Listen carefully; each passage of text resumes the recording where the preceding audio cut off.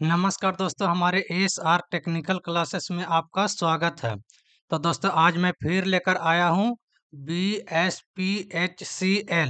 यानी Bihar state power holding company limited का 20 MCQ set number 13। दोस्तों अगर आप सेट नंबर 1 से 12 तक नहीं देखे हैं तो हमारे channel S R technical classes में जाकर प्रीवियस वीडियो देख सकते हैं। दोस्तों उसके साथ आप अगर हमारे चैनल पर नए हैं तो हमारे चैनल को सब्सक्राइब कर बेल आइकन को प्रेस कर दें ताकि हमारा वीडियो आप तक पहुंच सके। तो चलिए दोस्तों स्टार्ट करते हैं। तो यहाँ पर देख सकते हैं BSPHCL टेक्नीशियन के लिए यहाँ पर 20 MCQ सेट नंबर 13 किसके लिए है? BSPHCL के लिए है, जो हूबहू परीक्षा पैटर्न पर आधारित प्रश्न रहेंगे। तो दोस्तों यहाँ पर देख सकते हैं डे 13 यानी आज का क्लास 13वां क्लास है। तो चलिए दोस्तों अब चलते हैं क्वेश्चन की ओर। तो दोस्तों यहाँ पर देख सकते हैं आज का पहला क्वेश्चन है, निम्नलिखित में से कौन सा भाग रोटर का भाग नहीं है? दोस्तों यहाँ पर कह रहा है कि इनमें से जो दिया हुआ है पांचों ऑप्शन, इनमें से कौन सा भाग है जो रोटर का भाग नहीं है? तो इसका आंसर क्या हो जाएगा? फ्रेम।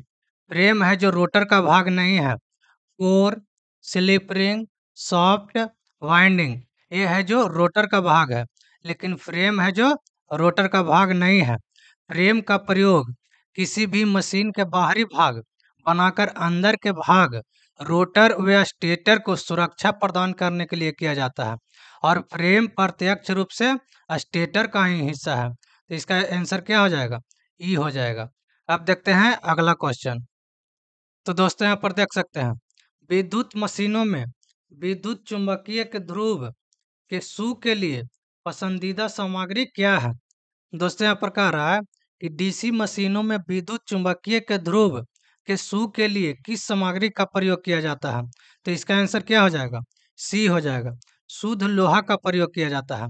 यानी कि छोटी मशीन में पोल बॉडी या योक के साथ ढाल दिए जाते हैं, लेकिन बॉडी मशीन में पोल सू के साथ कस दिए जाते हैं। और बॉडी है जो कास्ट स्टील या कास्ट आयरन का बना होता है, क्योंकि यह चुंबकीय रेखाओं में कम रिलक्टेंस उत्पन्न करती है। अतः पोल है जो शुद्ध लोहा का बना होता है। तो इसका आंसर क्या हो जाएगा? शुद्ध लोहा हो जाएगा। अब देखते हैं अगला क्वेश्चन। तो दोस्तों यहाँ पर देख सकते हैं इलेक्ट्रिक मोटरों में प्रयुक्त कार्बन ब्रश किसके लिए होते हैं? यानी कि हम लोग जो मोटर में कार्बन ब्रश का प्रयोग करते हैं किस लिए करते हैं? तो इसका आंसर क्या हो जाएगा? इसका आंसर हो जाएगा प्रवाह के लिए। करंट को एक मार्ग प्रदान करता है, यानी कि करंट जो उत्पन्न होता है उसका दिशा प्रदान करने के लिए इसका कार्बन ब्रश का प्रयोग किया जाता है। और यह होता है जो एक धारा मार्ग एक दिशीय होते हैं। और कार्बन ब्रश किस चीज का बना होता है? कार्बन ब्रश कार्बन ब्रश है जो तांबे तथा कार्बन से बना होता है। तांबे तथा कार्बन से बना होता है। तो इसका आंसर क्या हो जाएगा? बी हो जाएगा। अब देखते हैं अगला क्वेश्चन। तो दोस्तों यहाँ पर देख सकते हैं किसी डीसी मशीन के एक आर्मेचर में करंट प्रवाह की प्रकृति क्या है? यानी कि यहाँ पर पूछ रहा है कि डीसी मशीन में आर्मेचर में जो करंट प्रवाह होता है उसका प्रकृति क्या होता है? तो इसका आंसर क्या हो जाएगा? इसका आंसर ई हो जाएगा, यानी कि एसी। एसी प्रकृति का होता है, और इसमें किसी भी डीसी मशीन में एक आर्मेचर करंट की प्रकृति हमेशा एसी होता है, और इसको कम्यूटेटर की सहायता से एसी को डीसी में बदलते हैं। और इसको हम किसके सहायता से बदलते हैं? कम्यूटेटर की सहायता से। कम्यूटेटर कम्यूटेटर की सहायता को एसी रहता है, उसको हम लोग किसमें बदलते हैं? डीसी में बदलते हैं। तो इसका आंसर क्या हो जाएगा? एसी हो जाएगा। अब देखते हैं अगला क्वेश्चन। तो दोस्तों यहाँ पर देख सकते हैं लैप बाउंड डीसी मशीन में कंडक्टरों की संख्या 100 है और समानांतर मार्गों की संख्या 10 है, तो पिच का औसत पता लगा। दोस्तों यहाँ प्रकार है कि डीसी मशीन में लैप वाइंडिंग किया गया है और उसमें कंडक्टरों की संख्या 100 है और समानांतर पथों की संख्या 10 है, तो पोल पिच का औसत क्या होगा? तो सबसे पहले देख लेते हैं कि क्या क्या दिया हुआ है। तो slots number of slots in conductor बराबर कितना है? 100 है। और यहाँ समानांतर पथों की संख्या कितना है? 10 है। तो दोस्तों हम लोग जानते हैं कि लैप वाइंडिंग में समानांतर पथों की संख्या बराबर पोल की संख्या होता है। तो पोल की संख्या भी क्या हो गया? 10 हो गया। तब हम लोग देखते हैं सूत्र, पोल पिच बराबर क्या होता है? पोल पिच पोल पिच बराबर होता है नंबर ऑफ स्लॉट्स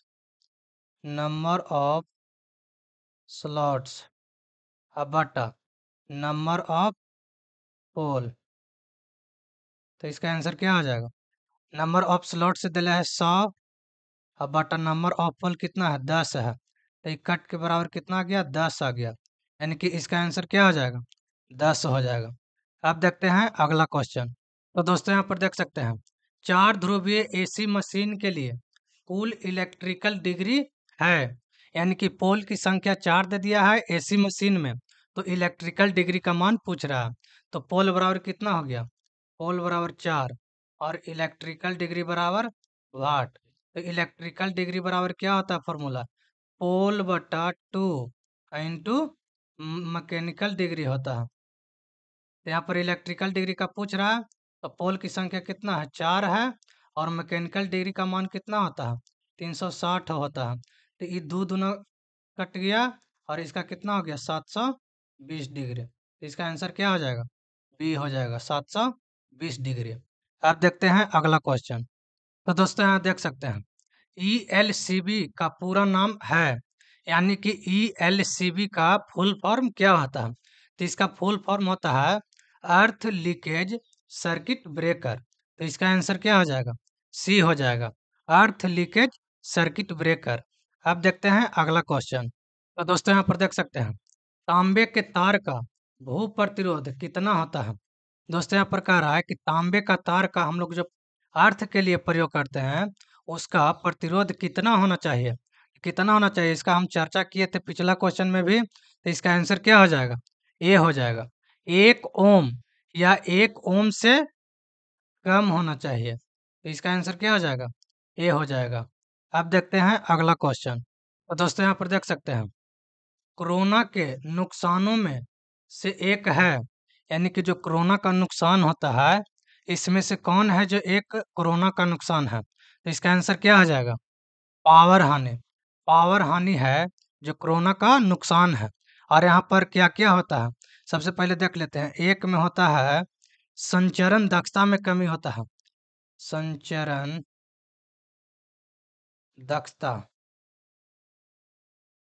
में कमी, एक ये भी है। और दूसरा होता है पावर हानि, पावर हानि। और एक तीसरा होता है संचरण लाइन में लगी सामग्री नष्ट होना, संचरण लाइन में लगी सामग्री नष्ट होना। तो इसका आंसर क्या हो जाएगा? पावर हानि हो जाएगा, यानी कि ए हो जाएगा। अब देखते हैं अगला क्वेश्चन। तो दोस्तों यहाँ पर देख सकते हैं, किसी केबिल का कुचालक पदार्थ छीलने के लिए चाकू किस कोण पर रखना चाहिए? यानी कि केबिल तार को छीलने के लिए चाकू को किस डिग्री पर रखना चाहिए? तो इसका आंसर क्या हो जाएगा? इसका आंसर बी हो जाएगा, 20 डिग्री से कम होना चाहिए। अब देखते हैं अगला क्वेश्चन। दोस्तों यहाँ पर देख सकते हैं, मीडियम ग्रेड केबलों की कार्यशील वोल्टता होती है। दोस्तों यहाँ पर पूछ रहा है कि मीडियम ग्रेड केबल होता है, उसका वोल्टता कितना होता है? तो इसका आंसर क्या हो जाएगा? इसका आंसर हो जाएगा 650 वोल्ट, यानी कि 650 वोल्ट होता है। तो देख लेते हैं, यहाँ पर निम्न रहेगा, निम्न निम्न पूछेगा तो निम्न का हो जाएगा 250 वोल्ट, 250 वोल्ट। अगर मध्यम पूछेगा, मध्यम मध्यम पूछेगा तो यहाँ पर 650 वोल्ट। और यहाँ पर उच्च पूछेगा, उच्च उच्च पूछेगा तो कितना हो जाएगा? 22 किलो वोल्ट तक होता है, 22 किलो वोल्ट। और यहाँ पर अति उच्च पूछेगा, अति उच्च, अति उच्च पूछेगा तो 22 किलो वोल्ट से ऊपर होता है। और ये होता है क्या? तक, तक और तक। तो दोस्तों यहाँ पर किसका पूछ रहा है? मीडियम का पूछ रहा है। तो मीडियम का कितना है? 650 वोल्ट होता है। तो इसका आंसर क्या हो जाएगा? डी हो जाएगा। अब देखते हैं अगला क्वेश्चन। तो दोस्तों यहाँ पर देख सकते हैं, भूमिगत नलिकाओं में तार लगाने के लिए कंडक्ट पाइप वायरिंग, जो हम लोग कंडक्ट पाइप वायरिंग का प्रयोग करते हैं, उसका दूसरा नाम क्या है? तो इसका आंसर क्या हो जाएगा? इसका आंसर हो जाएगा डक्ट वायरिंग या कंसील्ड वायरिंग। ये जो अच्छा वायरिंग माना जाता है, तो इसका आंसर क्या हो जाएगा? बी हो जाएगा। यह दीवारों में लगाई जाती है, जो जल और प्रकाश से सुरक्षित रखता है। तो इसका आंसर क्या हो जाएगा? बी हो जाएगा।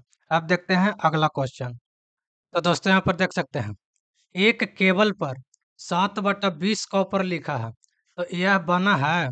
तो दोस्तों यहाँ पर अगर इस तरह से क्वेश्चन रहेगा, यानी कि 7/20, इसका मतलब जो ऊपर में दिया हुआ रहेगा, तो ये कितने महीन तार से बना हुआ है उसके बारे में लिखा रहेगा।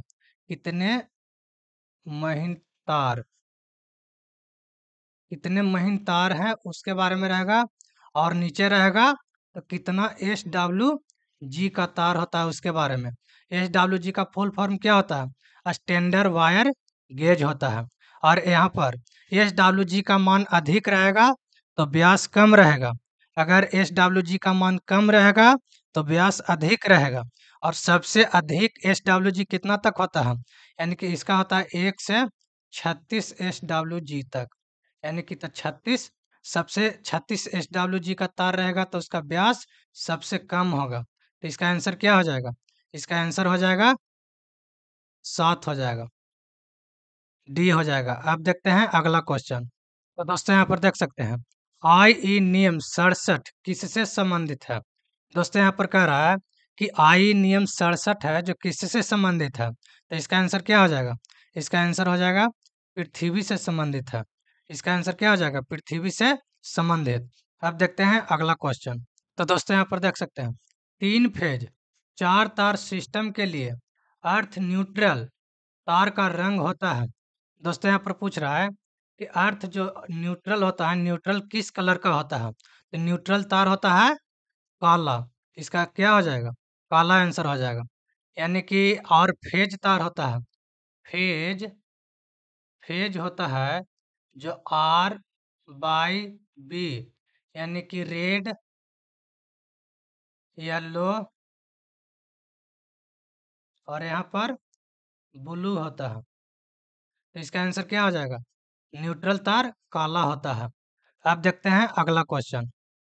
तो दोस्तों यहाँ पर देख सकते हैं, घरेलू वायरिंग में एल्बो का उपयोग तार की दिशा को बदलने के लिए किया जाता है। यहाँ पर कह रहा है कि घरों में जो हम लोग वायरिंग करते हैं वहां पर एल्बो का प्रयोग करते हैं। एल्बो इस तरह का होता है, इस तरह का एल्बो होता है। तो हम लोग इसका प्रयोग कितने डिग्री के लिए करते हैं? यहाँ पर देख सकते हैं कितना डिग्री का कौन है? 90 डिग्री का। तो इसका आंसर क्या हो जाएगा? 90 डिग्री होता है। तार को मोड़ने के लिए इसका प्रयोग किया जाता है। तो अब देखते हैं अगला क्वेश्चन। तो दोस्तों यहाँ पर देख सकते हैं, घरेलू वायरिंग में भू संपर्कन तार का आकार होना चाहिए और डॉट डॉट से कम नहीं होना चाहिए। दोस्तों यहाँ पर कह रहा है कि घरों में जो हम लोग भू संपर्कन यानी अर्थ करते हैं उसका तार का आकार कितना SWG से कम होना चाहिए। तो इसका आंसर क्या हो जाएगा? इसका आंसर हो जाएगा 10 SWG। 10 SWG से कम होना चाहिए। ऐसे अर्थिंग में हम लोग 8 SWG का तार का प्रयोग करते हैं। तो और इसमें क्या होता है? गल्वनाइज्ड आयरन का प्रयोग करते हैं। तो इसका आंसर क्या हो जाएगा? ये हो जाएगा 10 SWG से कम होना चाहिए। अब देखते हैं अगला क्वेश्चन। तो दोस्तों यहाँ पर देख सकते हैं, कोरोना मुख्य रूप से किसके कारण होता है? यहाँ पर कह रहा है कि कोरोना लॉस, यानी कि तारों में जो कोरोना लॉस होता है, तारों में जो खुरदुरा हो जाता है, किसके कारण होता है? इसका आंसर क्या हो जाएगा? आयनीकरण के कारण होता है। इसका आंसर डी हो जाएगा। अब देखते हैं अगला क्वेश्चन। तो दोस्तों यहाँ पर देख सकते हैं, कोरोना हानि पर निर्भर नहीं करता है। दोस्तों यहाँ पर पूछ रहा है कि कोरोना हानि किन बातों पर निर्भर नहीं करता है। तो इसका आंसर क्या हो जाएगा? इसका आंसर हो जाएगा कंडक्टर पदार्थ। कंडक्टर पदार्थ पर निर्भर नहीं करता है कोरोना हानि। और यहाँ पर कंडक्टर की रुक्षता पर भी निर्भर करता है, स्वच्छता पर भी निर्भर करता है, और मौसम की स्थिति पर भी निर्भर करता है। तो इसका आंसर क्या हो जाएगा? बी हो जाएगा, कंडक्टर पदार्थ। अब देखते हैं अगला क्वेश्चन। दोस्तों यहाँ पर देख सकते हैं, प्लेट अर्थिंग में तांबा प्लेट का आकार डॉट डॉट डॉट होता है। यानी कि जो हम लोग अर्थिंग का प्रयोग करते हैं तांबे का, उसका आकार क्या होता है? तो इसका आंसर क्या हो जाएगा? सी हो जाएगा, 60 सेंटीमीटर लंबे, 60 सेंटीमीटर चौड़े, और 3.18 मिलीमीटर मोटाई होता है। मोटाई, और मोटाई कभी कभी देता है 3.35 मिलीमीटर। तो इसका आंसर क्या हो जाएगा? सी हो जाएगा। अब देखते हैं अगला क्वेश्चन। दोस्तों यहाँ पर 20 क्वेश्चन समाप्त हो गया। अगर इसका पीडीएफ चाहिए तो हमारे टेलीग्राम चैनल ज्वाइन कर लें, जो भी इसका लिंक वीडियो का डिस्क्रिप्शन में दिया हुआ है। तो चलिए दोस्तों, हमारे वीडियो देखने के लिए धन्यवाद।